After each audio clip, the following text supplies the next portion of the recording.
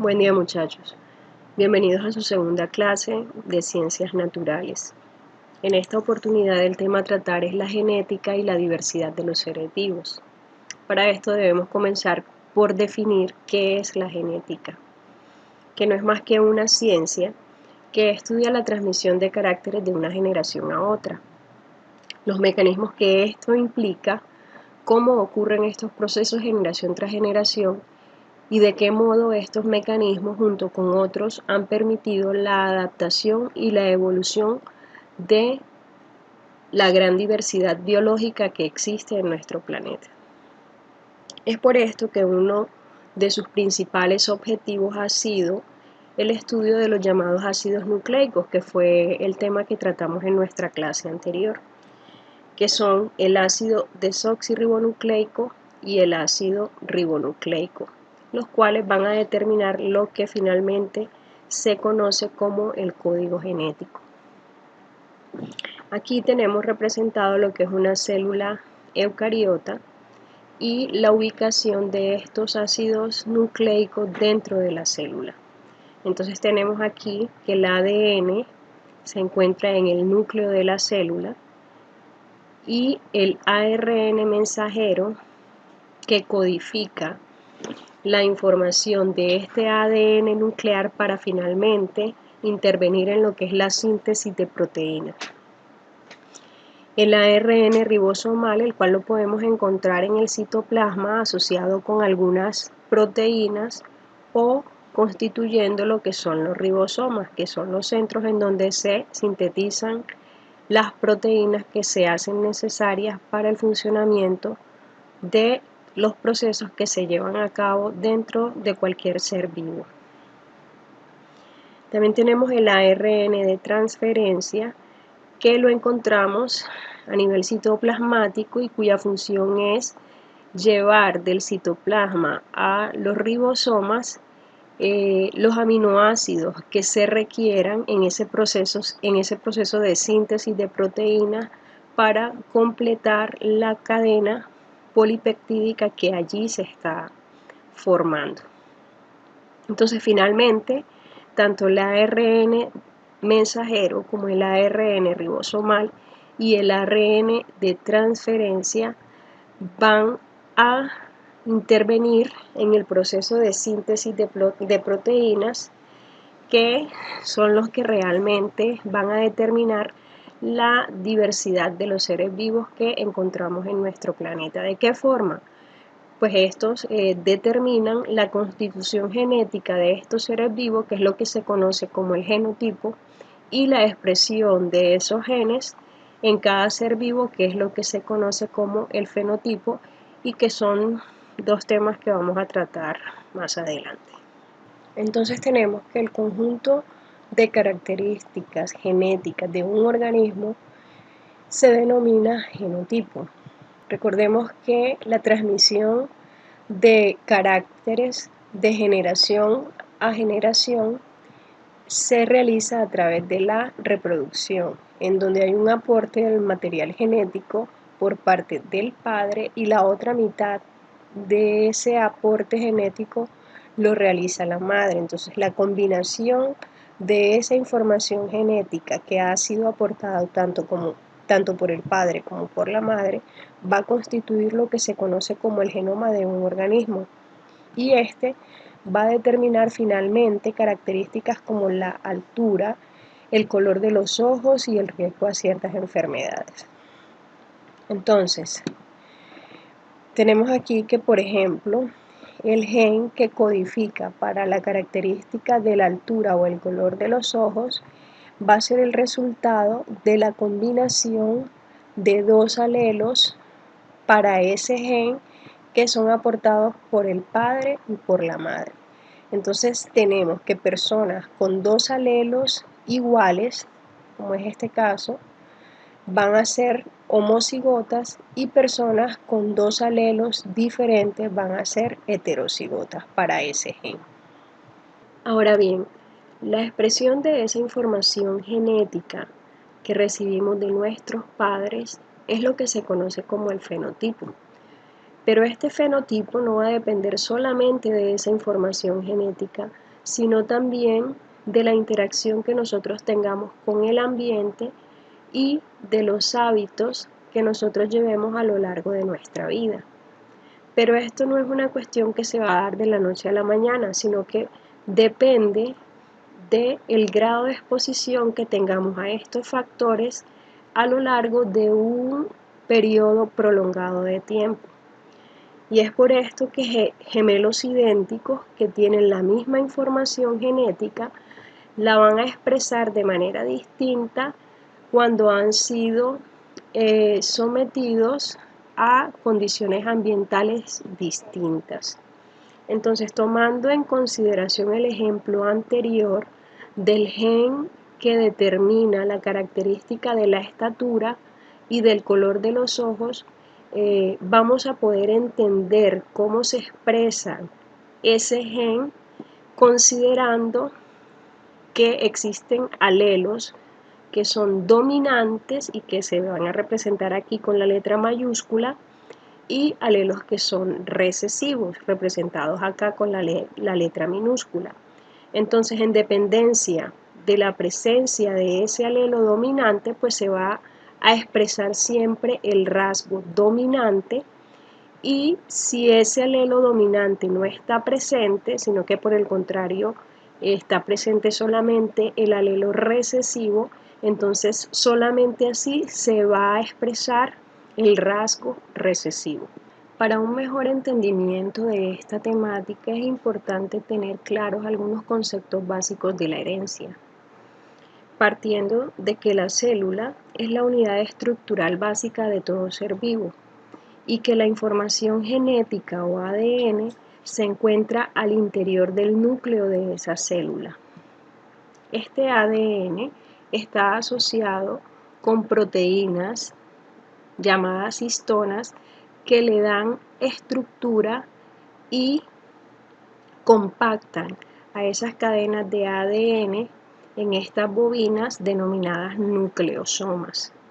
Y el conjunto de estas se conoce como cromatina, que no es más que ADN más histonas, y que permanece a lo largo de la mayor parte de su vida en un estado descondensado. Cuando esta cromatina se condensa, va a formar estas estructuras que se conocen como cromosomas. Esto ocurre justo antes de la división celular. En estos cromosomas se encuentra un sinnúmero de genes o segmentos de ADN que codifican para una proteína específica. Entonces, hablamos de cromosomas homólogos cuando tenemos cromosomas que presentan los genes que codifican para un mismo carácter. Entonces aquí tenemos que estos genes codifican para un carácter específico, por lo tanto tienen alelos, tienen los mismos alelos ubicados en los mismos lugares o lo que se conoce como locus.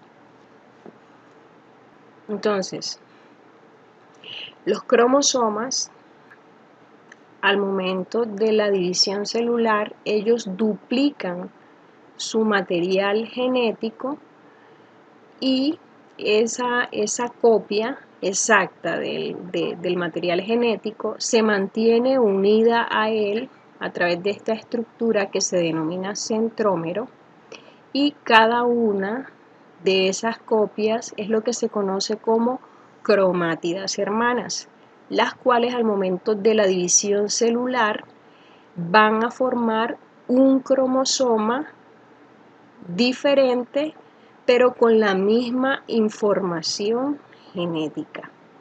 Entonces recordemos que todos los seres vivos tienen un número de cromosoma específico.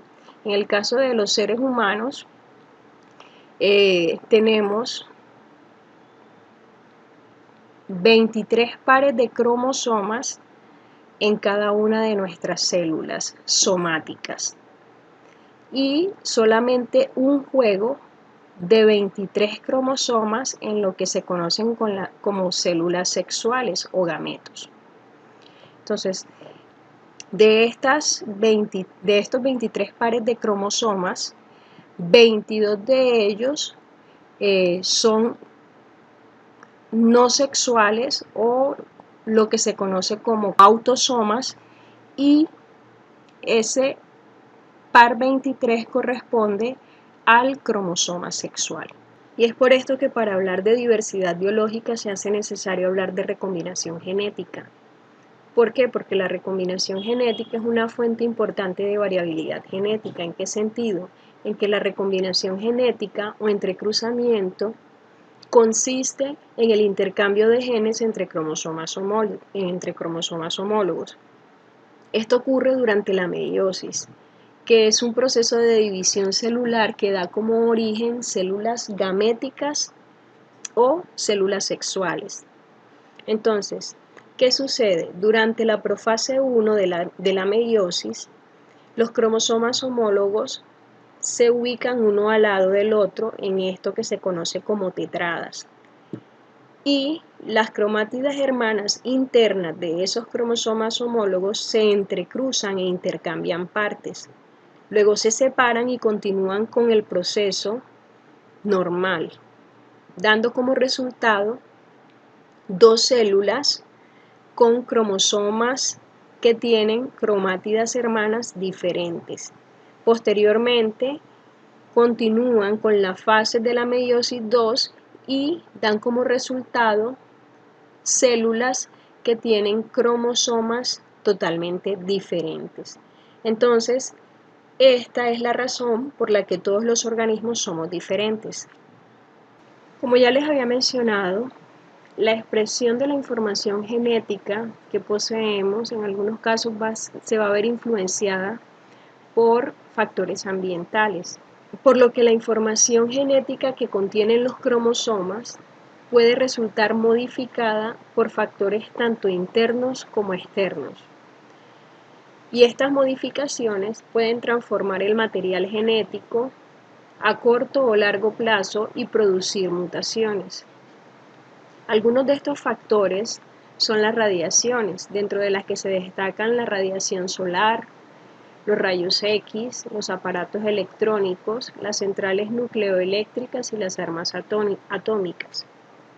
Y dentro de las sustancias químicas encontramos la exposición a elementos como el plomo, el mercurio y el cadmio, y también a algunos medicamentos o fármacos. Cabe destacar que algunos de estos factores suelen ser más perjudiciales que otros dependiendo del grado de exposición que tengamos frente a ellos. Por otro lado, todos los agentes provocan mutaciones que actúan principalmente durante el proceso de duplicación del ADN. Entonces, aquí vemos cómo la molécula de ADN se abre para hacer una copia del material, y en el caso en el que ha sido expuesto a un factor negativo de estos, la copia se crea de manera incorrecta y es la que va a originar algún tipo de mutación. Estos son algunos ejemplos de malformaciones ocasionadas por alguno de estos tipos de factores ambientales nocivos o mutagénicos. En este caso tenemos a un niño que nació después del evento que se presentó allá en Chernobyl, y este es el caso de un niño con hidrocefalia producto de la ingesta de fármacos durante la gestación del mismo. Para finalizar, me gustaría dejarlos con esta frase célebre de James Watson, que dice: antes pensábamos que nuestro futuro estaba en las estrellas, ahora sabemos que está en nuestros genes. Nos vemos en una próxima ocasión.